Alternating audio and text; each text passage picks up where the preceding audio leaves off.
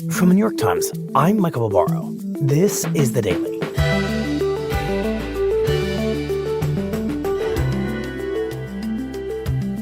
Today, the story of how air conditioning has become both our answer to a warming planet and a major obstacle to actually confronting it. My colleague, Emily Badger, on the increasingly dangerous paradox of trying to control the temperature.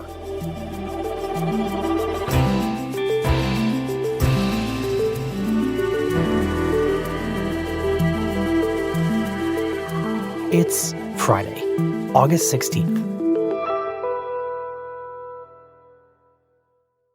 Emily, I want to start with a very personal question for you. What is your relationship to air conditioning? So at this exact moment, I am sitting in no air conditioning, and it is kind of uncomfortable. And I've turned it off because it's loud and it's not very conducive to recording a podcast. I didn't mean right now. I meant in the larger arc of your life. But thank you for turning it off for the purposes of this episode. Yeah. So I grew up in Chicago in this brick 3-flat apartment building, this very classic Chicago architecture, built in the early 1900s. And it didn't have air conditioning. So I didn't have air conditioning growing up. Hardly anybody I knew had air conditioning growing up because we all lived in buildings like this. Not even window units, just didn't happen. Nope. We didn't even have a window unit in my family. And it wasn't that big of a deal in retrospect. We had in this apartment these big open windows that you could open and you generate a cross breeze through them. And there's this kind of lovely breeze that comes off of Lake Michigan in the summer. And when it gets really, really hot, you take a cold shower at night before you get in bed. You eat a lot of ice cream. I can't even remember if we had air conditioning in the schools that I went to. But it just wasn't something that I thought very much about or really even experienced very much. Right. You didn't miss it. You didn't even know it could be. Yeah, exactly.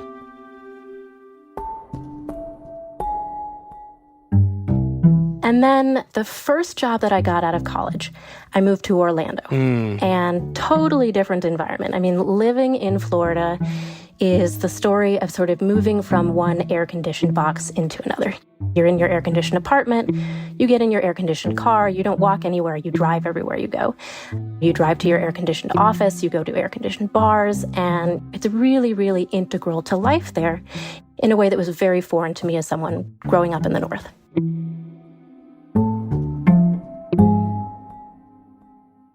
So you went from a dearth of air conditioning to suddenly being saturated by it.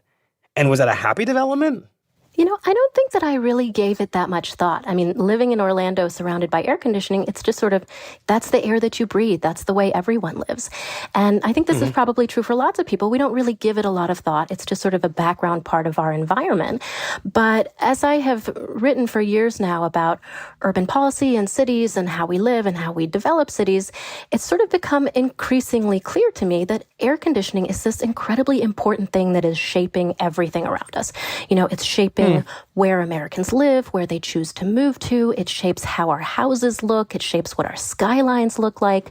It's responsible for saving lives in heat waves. In many ways, it's really improved our quality of life. Right. But it's increasingly clear to us that there are some downsides to this. And one of those downsides is that while we're all sitting in our air-conditioned homes and offices and cars, and we've set the thermostat to exactly 72 degrees, we're becoming increasingly detached from what's happening in the environment outside. It is a lot easier to ignore that it's 100 degrees outside when you're sitting inside air conditioning. And in some ways, I think, we have forgotten how to live with heat.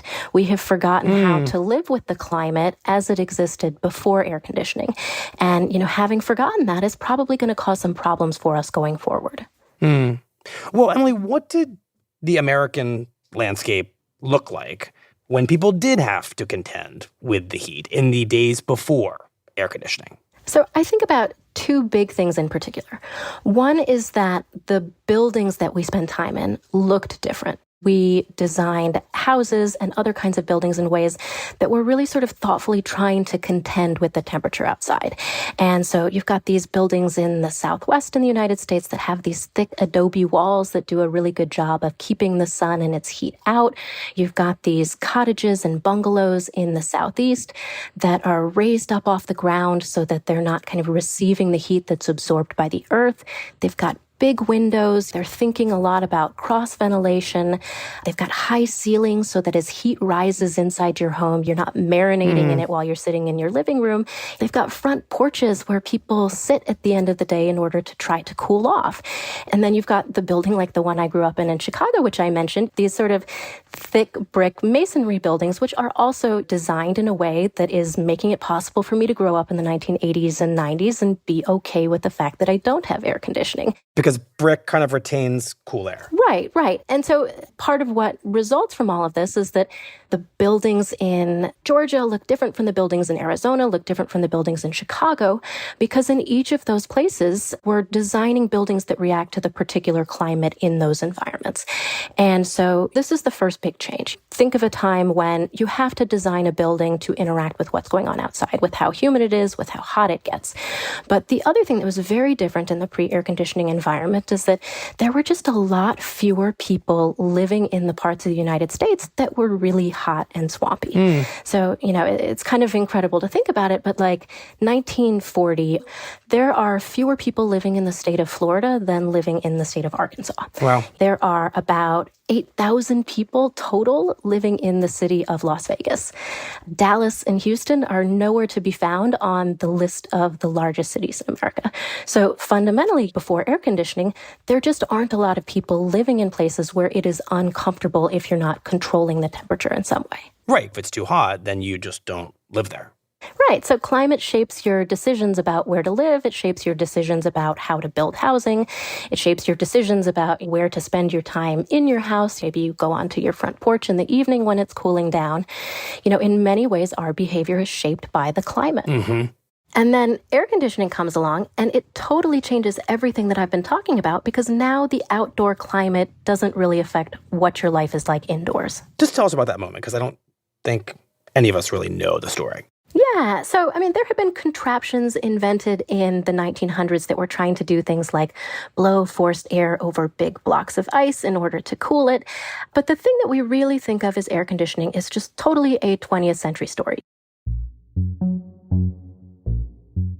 It starts at the very beginning of the 20th century in 1902 when Willis Carrier invents this machine that's kind of controlling the temperature and the humidity and the purity of air, particularly in an industrial context. The very first use of this in 1902 is in a printing plant, and fundamentally the problem that it's solving is that the moisture content in the air is really sort of becoming a problem for printing documents. You're saying basically publishing, journalism, is responsible for air conditioning.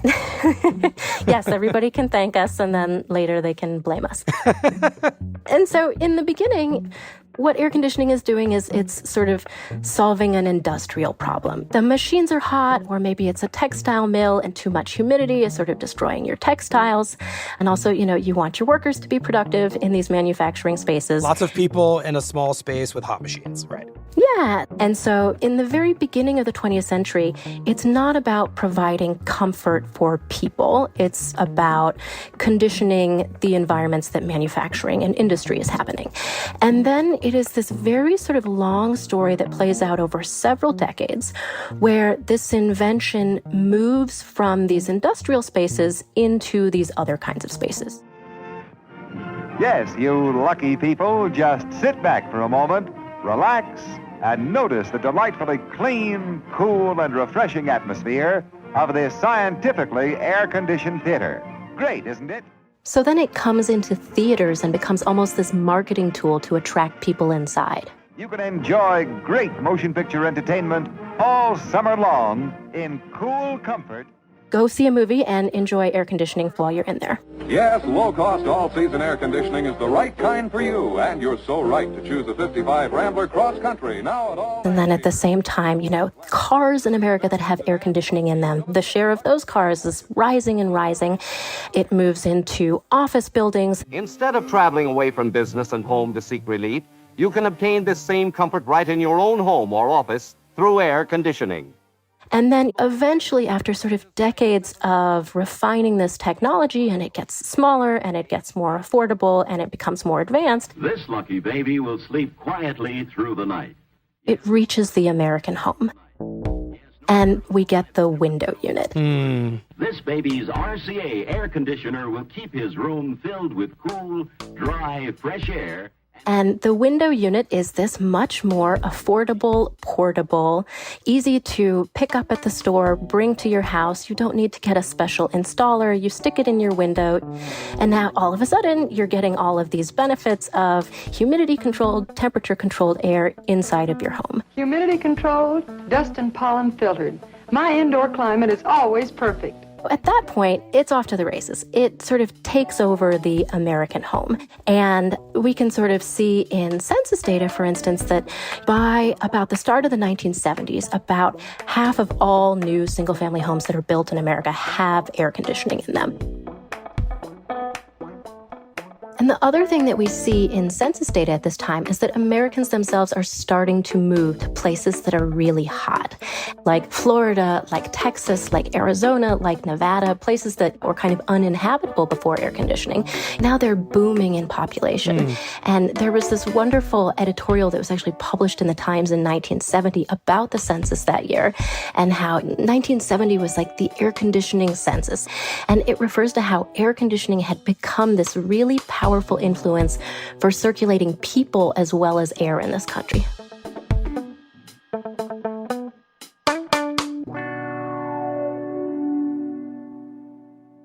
And this is a story that continues right up until this day, where air conditioning is sort of extending its reach into every corner of the country, every sort of housing type. And today, about 2/3 of American households in this country have central air, and about 90%, so 9 in 10 of them have some kind of air conditioning if we include things like window units. And if we look just at new housing that's built in America today, looking back in 2023, about 98% of new single-family homes in America had air conditioning. I mean, what you're talking about is basically 200 or so million air conditioning units, condensers, boxes. That's a lot. Yeah, and as air conditioning has extended its reach into every corner of the country, into so many of the buildings where we spend time, I think it becomes clear that we've really kind of engineered our modern lives entirely around it. And our reliance on this technology going forward is both unsustainable and, in fact, it's put a lot of people in a very vulnerable position.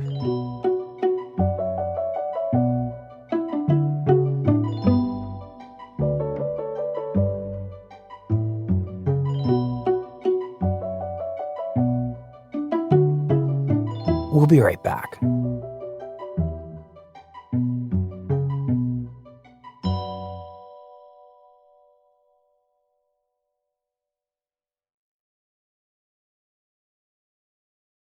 Emily, walk us through how our reliance on air conditioning is both, as you just said, unsustainable and perhaps even kind of dangerous to us.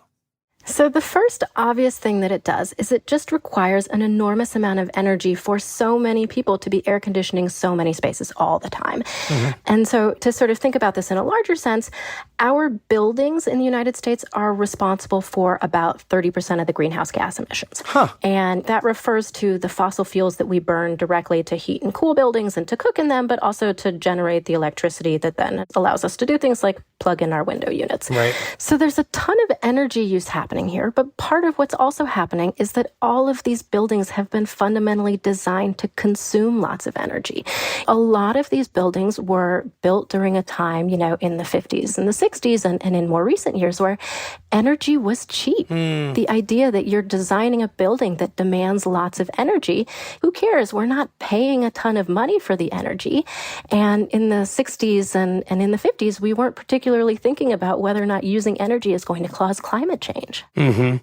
So because of this, we get this glut of inefficient houses. And this happens not just with houses, but with everything in the built environment. Think about strip malls, shopping centers, workplaces, even offices. This sort of ubiquitous, tall, boxy, glass-covered office building that we think about in cities all over the country, all over the world. This is a building that is born out of the air conditioning age. That glassy box is designed around air conditioning such that, without air conditioning, those kinds of offices don't make sense. Right. I'm thinking about the office that you and I call home, the New York Times high-rise building in Midtown. That does not feel, for all its virtues, like a building you'd want to be in without air conditioning. No. It's glass and tall, and I think it'd be very hot. Yeah, when you think about tall glass office buildings, they're basically greenhouses if you're not controlling the air inside. They're designed such that not only do you not have to open a window in order to cool off, you couldn't open a window even if you wanted to. These buildings don't have windows that open because they're designed to be these hermetically sealed environments where we're going to keep the outside climate out and we're going to control the climate on the inside. And this idea that the outside doesn't matter is true in the design of so many of our buildings, our offices, even our homes. And that actually puts people into an incredibly vulnerable situation. And vulnerable how exactly? So let's assume a storm comes through and the power goes out, or your air conditioning stops working because you've been running it all the time all summer long, or when we have these extreme heat conditions and the electric utility tells you, please try to preserve the amount of air conditioning that you're using. What happens when all of a sudden millions of people who have been living in an environment designed entirely around air conditioning can't have that air conditioning? Like, we start to see real problems. And, this isn't abstract. Like, we have actually seen this happen in the United States, even this year, in other recent years, where terrible storms have ripped through the state of Texas and millions of people have been left without power. And when this happens in the middle of a heat wave, people die. Right. And that seems like an example of the multiple ways that air conditioning conspires to make us avoid contending with the realities of heat. To return to this idea you introduced earlier on, AC allows more people to go to a place like Texas than they'd ever go if there weren't AC making them comfortable, and to design and live in homes and offices that become a cauldron without air conditioning when it fails. Exactly. Air conditioning makes it possible for people to believe that you could be comfortable in Texas in the summer, in Arizona in the summer. And so people move to these places in large numbers. And then when the air conditioning fails, they're sort of suddenly thrust into a world where they're living in the middle of the Arizona desert, or they're living in the middle of Texas on a 110-degree day. And that could be life-threatening. Especially with climate change making it even hotter in these places, it doesn't really seem sustainable for a lot of people to live in those places without air conditioning, without some kind of artificial tempering of the environment. Yeah, and it's not just because of the heat. Is it sustainable for a metropolitan area of 5 million people to exist in Phoenix in the middle of the desert when there's also not enough water there for everyone? So air conditioning sort of lulls people into moving to these places, which might be problematic for lots of other reasons as well. But we've sort of convinced ourselves that the climate doesn't matter. We're going to control it. We're going to engineer our way into living with it. You're reminding me, Emily, of an episode we did on the show about this very idea. It focused on the water shortage in Arizona and the plans to pipe in and, as I recall, desalinate ocean water to deal with the problem of not enough water in Arizona. And it doesn't really seem fathomable that that proposition would ever occur to people if they weren't living there in the comfort of air conditioning in the first place. Yeah, so I mean, there have been people living in the region of Phoenix for centuries, so it's not that nobody can ever live there. But what air conditioning does is it enables millions of people to live there who don't actually want to contend with 100-degree temperatures all summer long. So a place like Phoenix then becomes this perfect example where we now have 5 million people living in the middle of the Arizona desert, and they all have this expectation of comfort there, that any environment that I move into, in my home, in my office, in my car, I should be encased in this sort of cooling, calm, 72-degree, humidity-controlled environment. And that sense of comfort becomes so deeply entrenched kind of culturally, and this isn't just about Phoenix, this is about sort of all of us. I think we have set up an expectation or even an entitlement around comfort such that it makes it really difficult to start to ask people, do you really need to turn up your air conditioning today?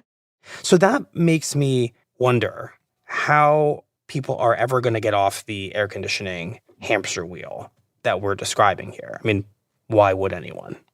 Well, we have to figure out how to do something if we want to address climate change, right? So there are a number of different things that are going to happen here. Air conditioning is going to become more efficient. We're going to have more renewable energy sources to power it in the future. And I think we're increasingly going to see architects and builders trying to rediscover these lost ideas that we used to have about how to design buildings with the climate in mind, how to shade them, how to ventilate them in a more natural way. But I also have talked to some people who say that all of that is not going to be enough.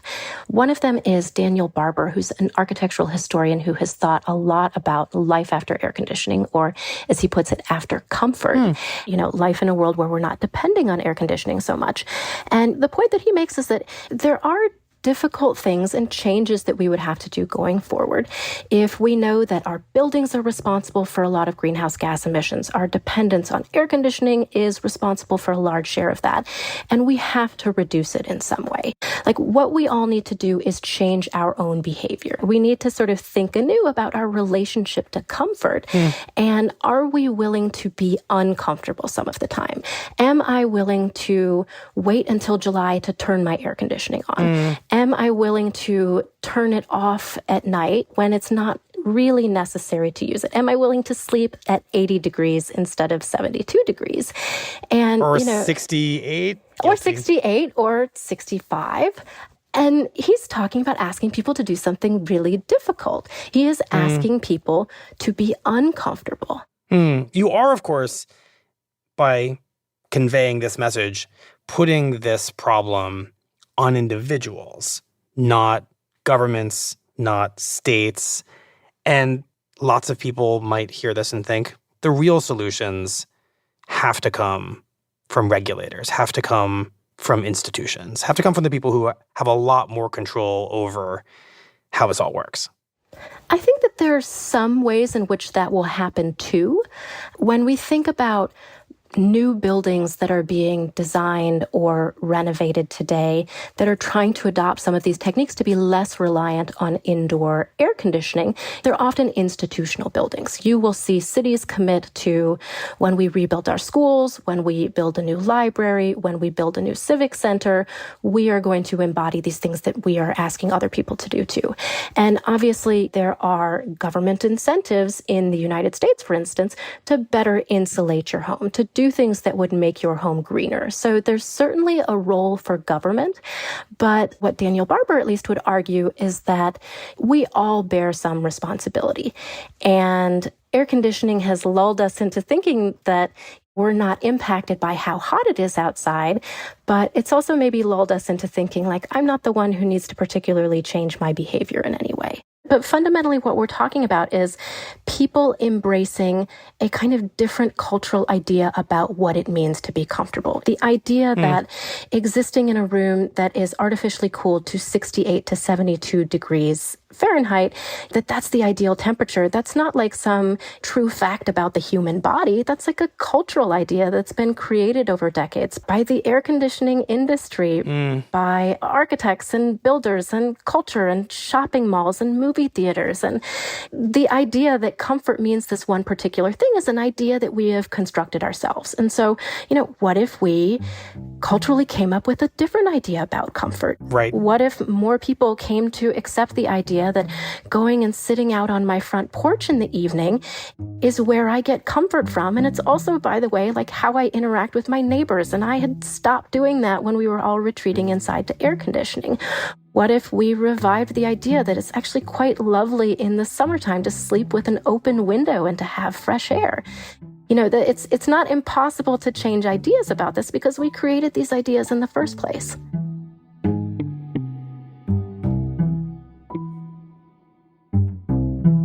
Well, Emily, thank you very much. We really appreciate it. Yeah. Thanks, Michael. We'll be right back. Here's what else you need to know today. On Thursday, the White House said that its newfound authority to use the Medicare program to negotiate prices of prescription drugs with pharmaceutical companies is likely to save taxpayers about $6 billion a year. That power came from President Biden's Inflation Reduction Act, which became law 2 years ago.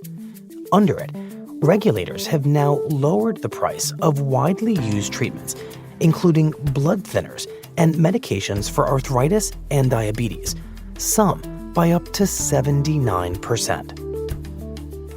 And both vice presidential nominees, Minnesota Governor Tim Walz and Ohio Senator J.D. Vance, have agreed to debate each other on October 1st during a televised face-off hosted by CBS News.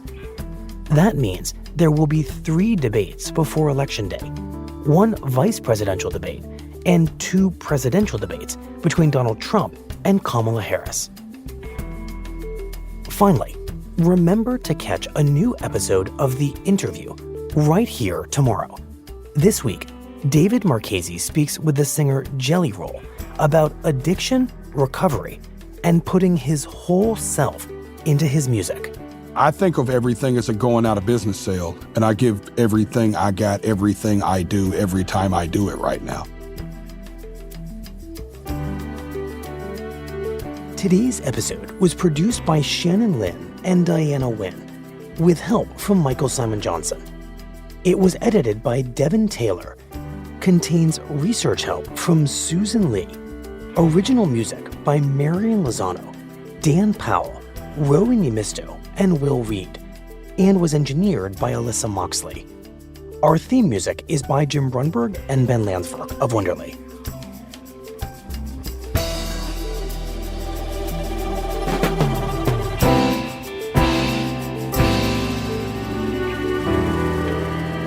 That's it for the Daily. I'm Michael Barbaro. See you on Monday.